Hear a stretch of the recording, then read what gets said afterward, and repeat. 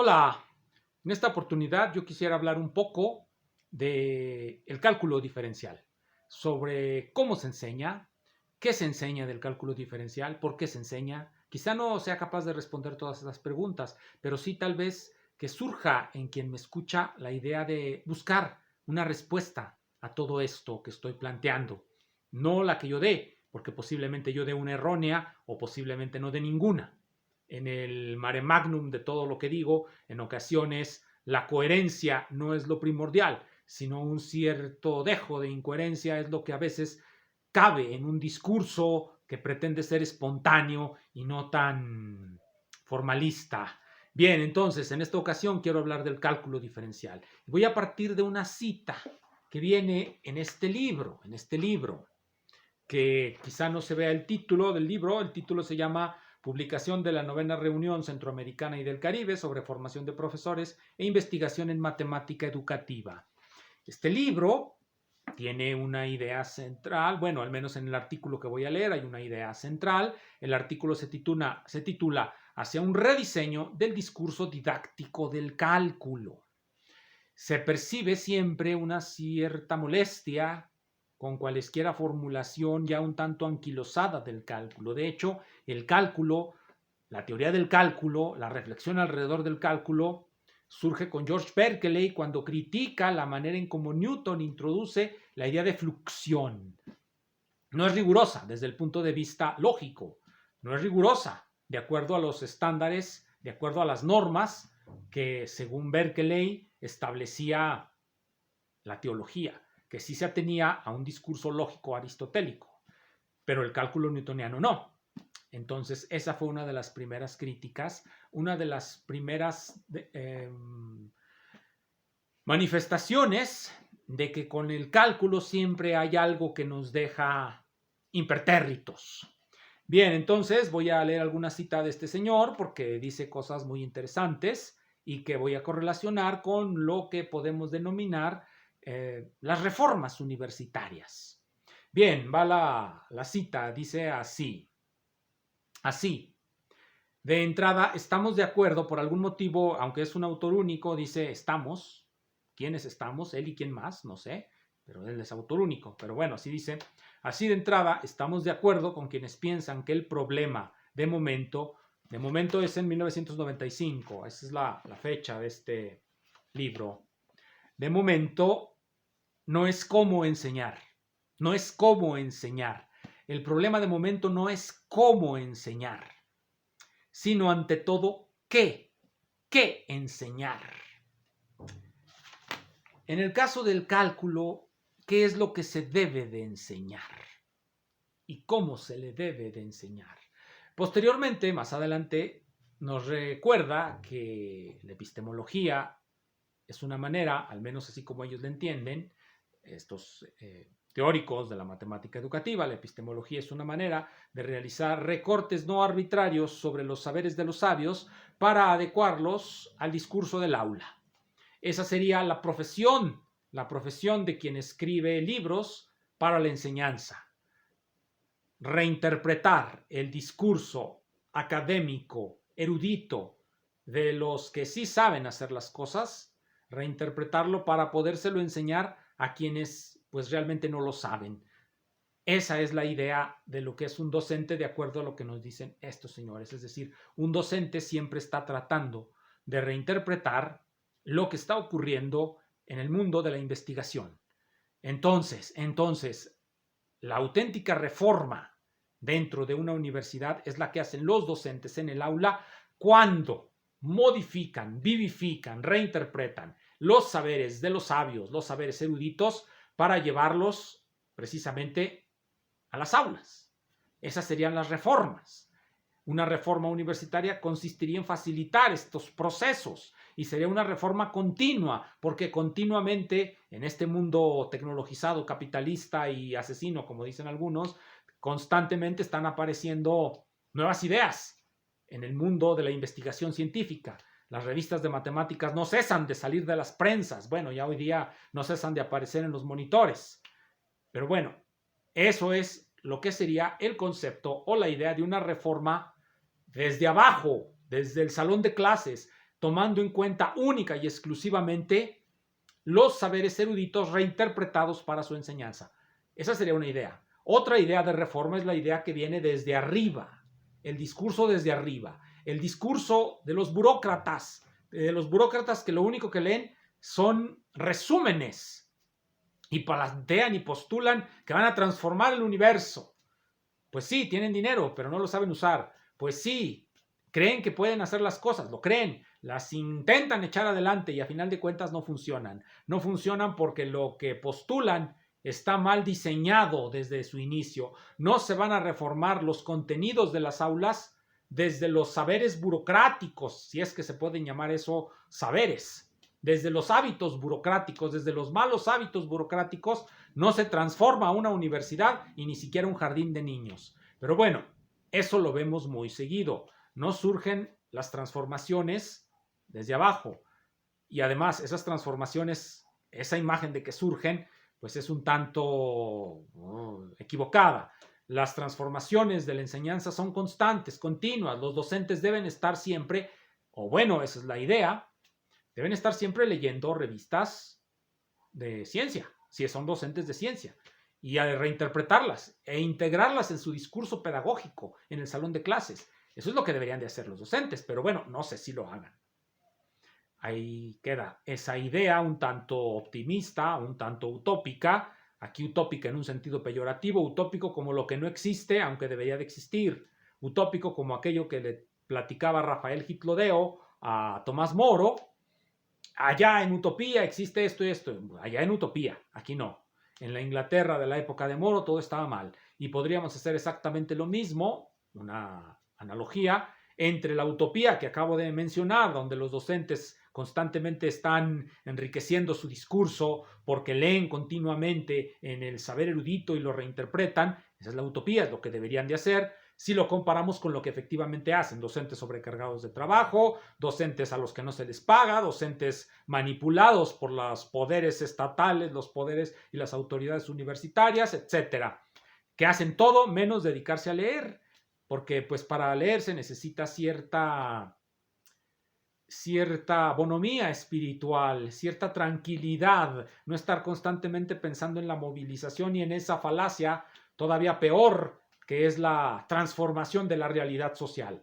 Los docentes lo único que podemos hacer es transformar nuestro discurso en las aulas. Si eso, por una cierta acumulación, llega a tener una transformación mayor, llega a haber una emergencia a otros niveles de organización de la universidad o de la sociedad, pues bueno, eso ya será resultado de lo que se hizo ahí, de esa acumulación de acciones de los docentes, microacciones.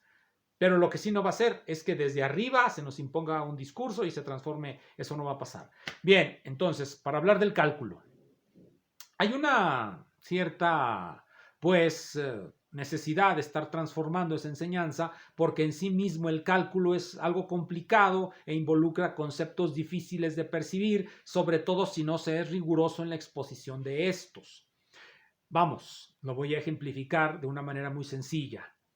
Cuando se enseña el cálculo por primera vez, se debería decir que es para el conjunto de las funciones algebraicas. ¿Cuáles son las funciones algebraicas? Las funciones algebraicas son las que se obtienen mediante las operaciones de suma, resta, multiplicación, radicación, potenciación, las operaciones aritméticas básicas, o aplicadas sobre un monomio, en el caso un monomio x, sobre el monomio x, cuando hablamos de una sola variable, cuando son varias variables, pues se agarran varias de esas variables y se aplican todas las operaciones y se forman todas las funciones algebraicas. Nuevamente, lo reitero, este es un conjunto algebraico. El conjunto de las funciones algebraicas es, por supuesto, un conjunto recursivo y cualquiera de estas se puede alcanzar mediante este conjunto de operaciones. Y en ese sentido, el conjunto de las funciones algebraicas sería, por utilizar la terminología lógica, sería un conjunto decidible.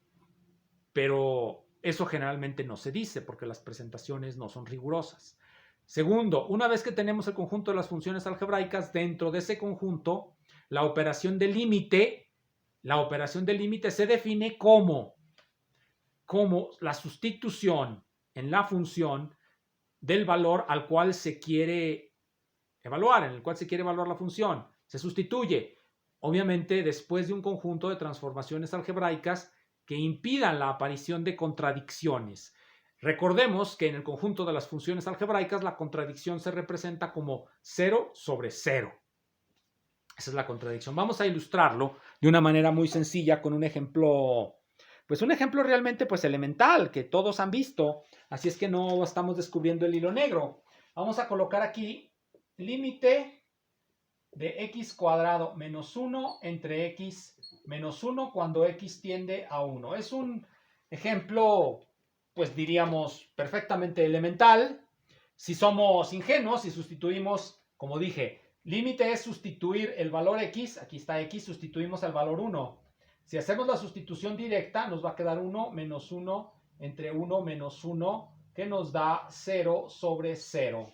Y 0 sobre 0 es, por supuesto, la contradicción, lo que no queremos obtener. 0 sobre 0 es una contradicción. Entonces vamos a hacer uso de una transformación. Vamos a transformar la situación. Vamos a utilizar esto. X cuadrado menos 1 se puede escribir como x más 1 por x menos 1. Una vez que hacemos eso, nosotros ya estamos en libertad de, bueno, colocarlo aquí y nos va a quedar así. Límite, cuando x tiende a 1, de x más 1 por x menos 1 entre x menos 1, pues nos va a dar 2.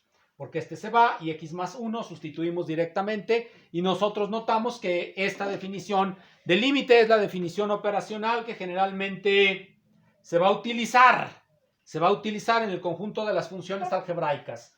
Generalmente también cuando se introduce el cálculo elemental, también generalmente, aparte de las funciones algebraicas, se manejan funciones trascendentes, como lo son el seno, el coseno, el logaritmo o la función exponencial. Todas estas son funciones trascendentes y se suelen utilizar en el discurso del cálculo. Como acabamos de ver, lo que acabo de decir es una definición del límite que no van a encontrar en ningún libro, porque yo me la inventé. Lo único que hay que hacer es ver cuáles son los elementos que están en juego cuando nosotros vemos lo que nos presentan la mayoría de los libros de texto. Número 1, casi todos sus ejemplos son funciones algebraicas, en el sentido que ya dije.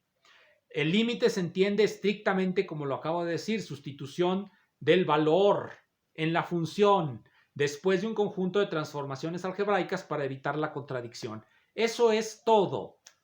Una vez que se tiene dominado esto, se da una definición diferente de derivada. Una vez que ya se sabe derivar, se va a tratar de dar justificación racional a esa definición, como si lo que acabo de decir no fuese suficiente justificación, como si distinguir que estamos en el conjunto de las funciones algebraicas y que tratamos de evitar contradicciones para nunca encontrar 0 sobre 0, no fuese lo suficientemente riguroso. De todos modos, se da un criterio, porque es un criterio para mostrar que efectivamente lo que se encontró es lo que debe de ser. Vamos a ver cuál es esa definición.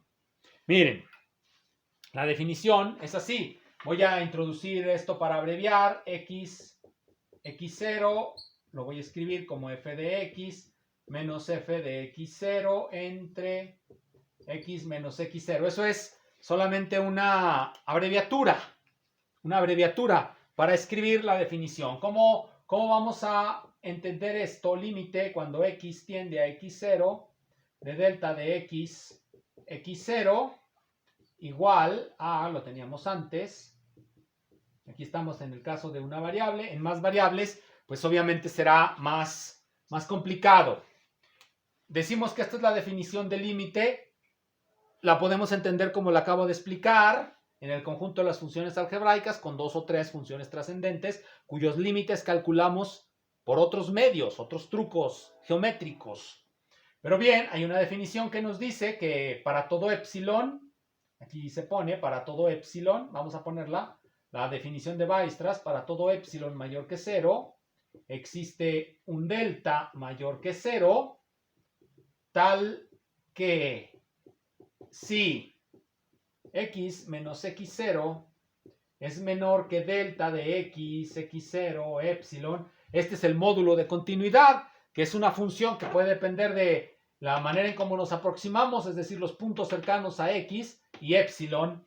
Si esto pasa, entonces la función, esta, delta de x menos x0 menos df de x, cuando x es igual a x0, debe ser menor que un epsilon. Esa sería otra definición, pero más bien esta no es una definición, este es un criterio para mostrar que lo que ya conocemos, porque ya debemos de conocer esta, porque si no, ¿cómo vamos a formar esta diferencia? Debemos de conocer esto, evaluarlo ahí y ver que efectivamente eligiendo un cierto módulo de continuidad, efectivamente esto se aproxima a esto con un nivel arbitrario de precisión. Pero esto es un criterio, se supone que uno ya sabe derivar. Esta no puede ser una definición de derivación, al menos no dentro del sistema del cálculo elemental, que es el que uno utiliza en los cursos introductorios.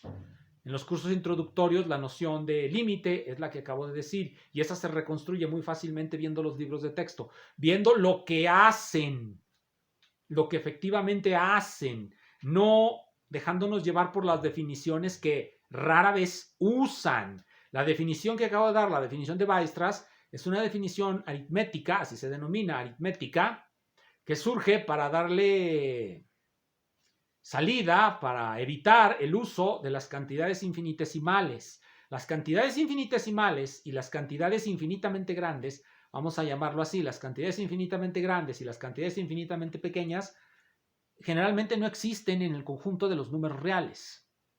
Hay que añadirlas prácticamente a mano. Y esto se puede hacer a nivel elemental. Por ejemplo, cuando tenemos el conjunto de los números reales, podemos aumentarlo con los símbolos de infinito, infinito positivo, infinito negativo y las reglas que han de seguir. Una vez que hacemos eso, cuando añadimos esos símbolos, ya tenemos un sistema extendido de los números reales. También le podemos añadir, porque en esto que acabo de hacer es añadirlos, echárselos al conjunto ese, añadírselos. Le tenemos que añadir también para construir el conjunto de los hiperreales, se le añadirían los elementos infinitamente pequeños. El símbolo de infinito es un símbolo que nos indica una cantidad que siempre es más grande que cualquier número finito. Y un número finito puede ser muy grande. Un número finito puede ser 10 elevado a la 10 elevado a la 10. Ese es un número finito, pero infinito es más grande. Y también se pueden hacer números chiquititos, más chiquitos que cualquiera. Se llaman infinitesimales. Bien, esa era la idea de Leibniz. Ya lo he comentado cuando he hablado aquí de la discusión que se dio en México, una discusión que pues ya no se suelen dar porque dadas las reformas universitarias se conciben como cambio de rectores, es decir, burocracia. Las reformas desde arriba pues no sirven para nada más que para cambiar a una persona que dice que va a salvar al mundo por otra. Pero fuera de eso, el cálculo de Leibniz igual pasó con el cálculo de Lagrange e igual pasa con el cálculo de Newton. El cálculo de Newton, esta definición de Weierstrass es la que se supone que le da rigor. A la definición de Lagrange también se utiliza de vez en cuando, pero hablaré de ella en otra ocasión, ya que hoy quiero centrarme en la idea de Leibniz de los infinitesimales, en lo que acabo de decir, el conjunto de los hiperreales que se construye de una manera intuitiva agregándole esos símbolos y sus reglas de operación, los símbolos de las cosas muy chiquititas y de las cosas muy grandototas.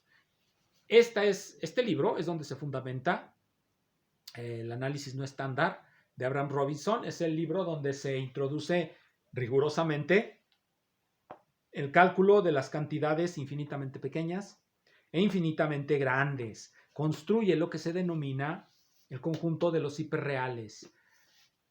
El punto es que utiliza lógica porque lo que quiere mostrar es que realmente existe un modelo de los hiperreales, es decir, que los hiperreales son un conjunto consistente en el que no hay apariciones de cero sobre cero, es decir, de contradicciones. Eso es la razón por la que se utiliza la lógica para darle generalidad a las afirmaciones y rigor.